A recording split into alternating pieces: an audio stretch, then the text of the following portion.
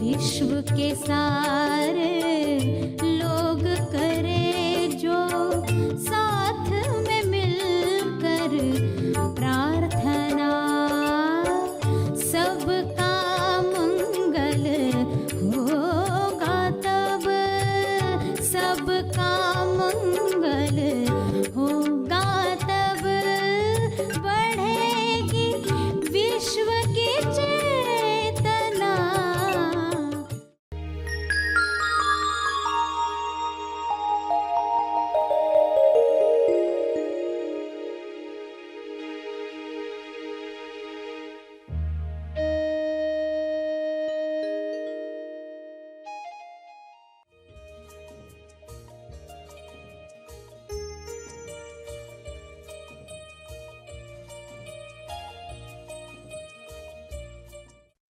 इंसान को सफलता का लक्ष्य मालूम ही नहीं है, इसलिए सफलता भी हमारी सफल बने, इसके लिए ये पहलू क्लियर होना बहुत जरूरी है। ध्यान प्रार्थना बीज बोने के लिए आप सबका स्वागत करते हैं। रोज हम सब मिलकर प्रार्थना करते हैं ताकि हम खुद भी स्वस्थ रह पाएं और जो बीमार हैं उन्हें भी हम अपनी प्रार्थना का बल पहुंचा पाएं। तो आइए ग्रहणशील रहते हैं और इस प्रार्थना का लाभ लेते हैं। सभी आंखें बंद करें। प्रार्थना में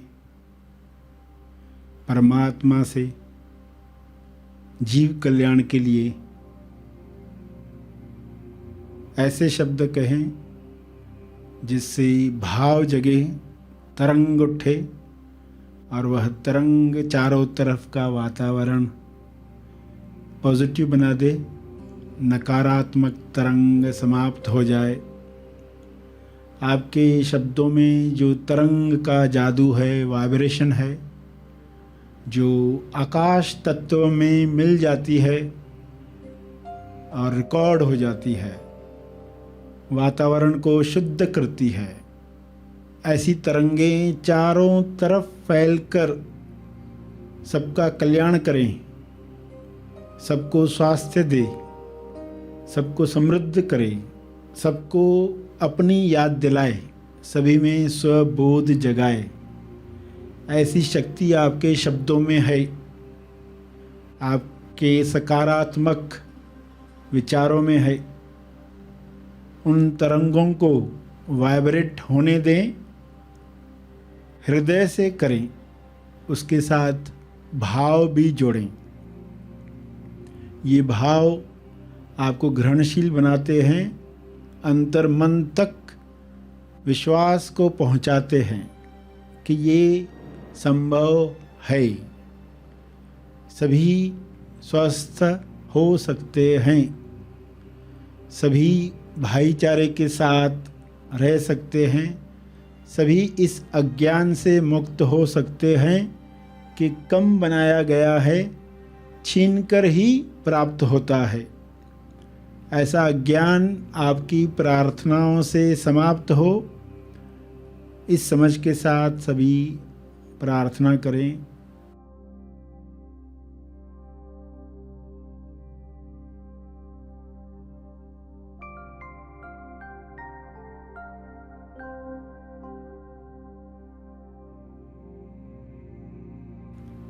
हे परमात्मा, आपने सब भरपूर बनाया है।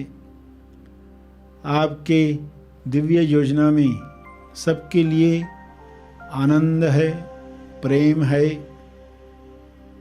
समृद्धि है, पैसा है, स्वास्थ्य है, संतुष्टि है।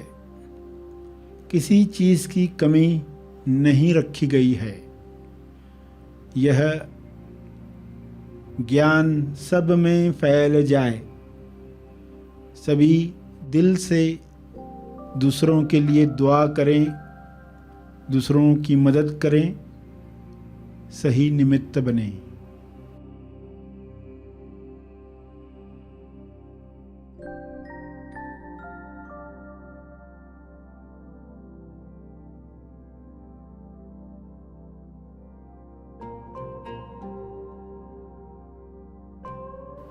आप ऐसा आशीर्वाद हम सबको दो ताकि विश्व से सारी नकारात्मकता दूर हो जाए। सभी भाईचारे के साथ मिलजुल कर स्वर्ग जैसा जीवन जिएं। एक दूसरे के विकास में खुश हो जाएं। एक दूसरे के स्वास्थ्य के लिए कोशिश करें। केवल अपना स्वास्थ्य नहीं, सबका स्वास्थ्य उनको प्यारा लगे। ऐसा धरती पर स्वर्ग बन सकता है। हे परमात्मा, आपका ऐसा शुभ्र प्रकाश हर जीव पर बरसाओ। वाइट लाइट सब पर बरसे, ताकि हर जीव से दुख दूर हो जाए, नकारात्मक फीलिंग समाप्त हो जाए। आप यही चाहते हो। आप सदा से ये संदेश देते रहे हो। हम सब इस संदेश के लिए ग्रहणशील बने। ऐसे हम सब पर कृपा करो। हे परमात्मा, हर इंसान का अंतर्मन केवल सकारात्मक चीज़ों के लिए ग्रहणशील बने। नकारात्मकता को कोई जगह नहीं है। वह केवल अज्ञान का परिणाम है। यह अज्ञान मिट जाए, सभी अंतर्मन तक कन्विंस हो जाएं कि सबके मंगल में ही हमारा मंगल है। सभी के स्वास्थ्य मुक्ति में हमारी मुक्ति है। हमारी यह याचना पूरी हो। आपका बहुत बहुत धन्यवाद। अपने शब्दों में आप इस प्रार्थना को दोहराते रहें। जो समय इस वक्त प्रार्थना के लिए मिला है, वह ऐसे उपयोग में लाएं ताकि सबका कल्याण हो। अपने शब्दों की तरंग को पूरे विश्व में जाते हुए महसूस करें।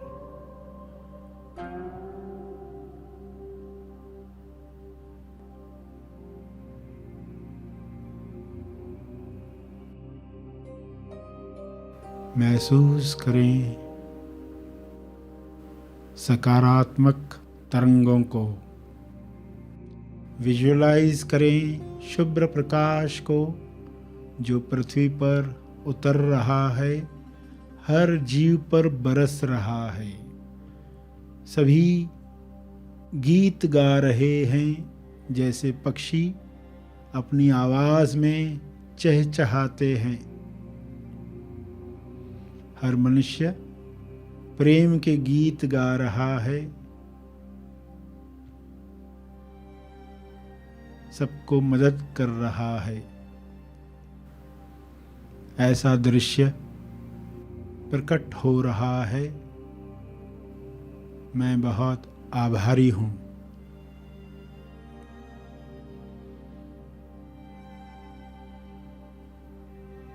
अंत में तप अर्पण करें।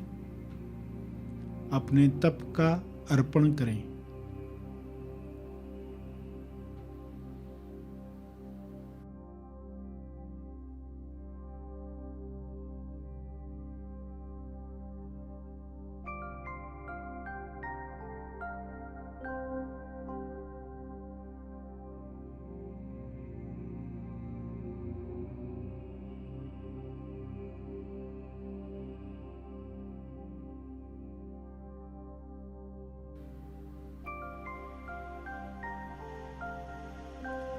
इस अर्पण में सबका भला हो। तेज मंगल हो, तेज मंगल हो।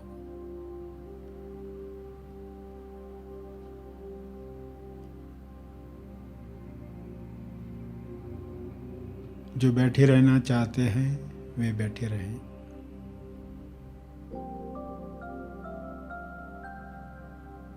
आइए सब ग्रहणशील होते हैं एक चेतना संदेश सुनने के लिए।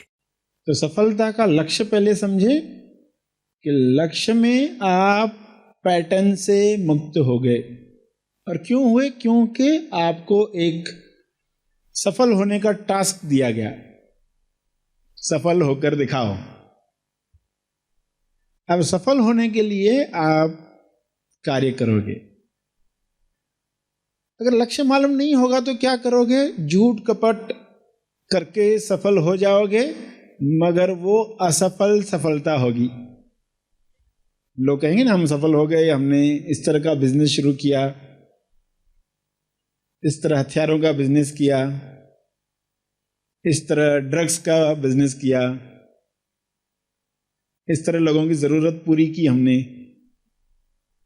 लोगों को गुमराह किया और सफल भी हो गए। तो वो सफलता नहीं है, क्योंकि उसमें मन कैसा बना, उल्टा वो तो असफल सफलता हो गई, उसमें मन और बिगड़ गया। इंसान को सफलता का लक्ष्य मालूम ही नहीं है, इसलिए सफलता भी हमारी सफल बने, इसके लिए ये पहलू क्लियर होना बहुत जरूरी है। ये सफलता प्राप्त करते करते उसके पीछे आपने सब पैटर्न से मुक्ति पाली, तमोगुण से मुक्ति पाली, तो आपने सफलता का लक्ष्य प्राप्त किया। और कुछ न करने की कला और बीज डालने की कला सीखकर आप अपने मंजिल तक पहुंच गए।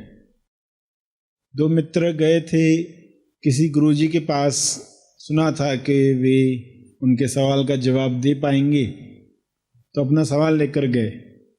तो गुरुजी से सवाल पूछा कि इंसान के दुख का कारण क्या है? ये कहता है शरीर दुख का कारण है, वो कहता है रिश्तों में तनाव दुख का कारण है, पैसे की तंगी कारण है, ये कहता प्रेम न मिलना कारण है, मगर मुझे तो लगता है ये कारण है, वो कारण है। ऐसे वो गुरुजी से सवाल पूछते हैं। तो ज़ेन गुरु थे, उन्होंने डंडा उठाया और कहा चुपचाप बैठ जाओ, नहीं तो सिर फट जाएगा तुम्हारा। एक ही वार से चुपचाप बैठा दिया, आंखें बंद गई, आंख खोली तो डंडा पड़ेगा। तो अच्छी मुसीबत हो गई, एकदम चुप करके बैठे, जैसे बच्चों को आप बैठाते हैं ना, चलो आंख बंद करके बैठो, तो वो कैसे आंखें चिपकाते हैं, अभी क्या बाहर क्या चल रहा होगा। और गुरुजी खड़े, बिल्कुल आंख मत खोलना, आंख खुली कि सिर फटा तुम्हारा। अब कैसी अवस्था होगी? उस अवस्था में आप अपने आप को महसूस करके देखो।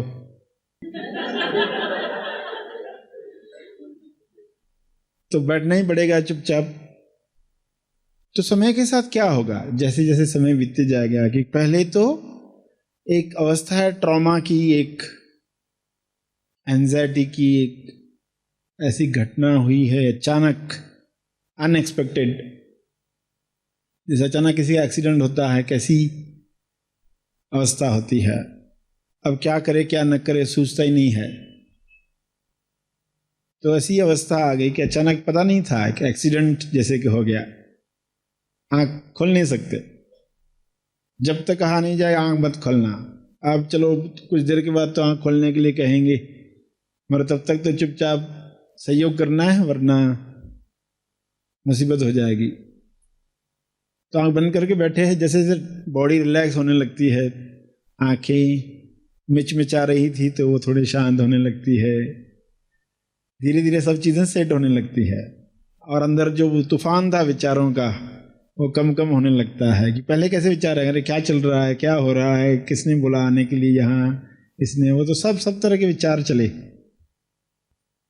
सब तरह के विचारों का दर्शन चल रहा है।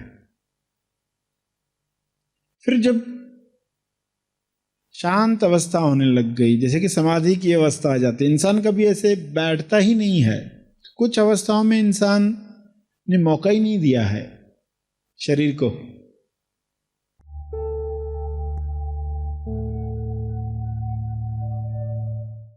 प्रार्थना और मार्गदर्शन का सभी ने लाभ लिया। आइए यहीं पर समाप्त करते हैं। कल फिर मिलेंगे। तब तक के लिए धन्यवाद।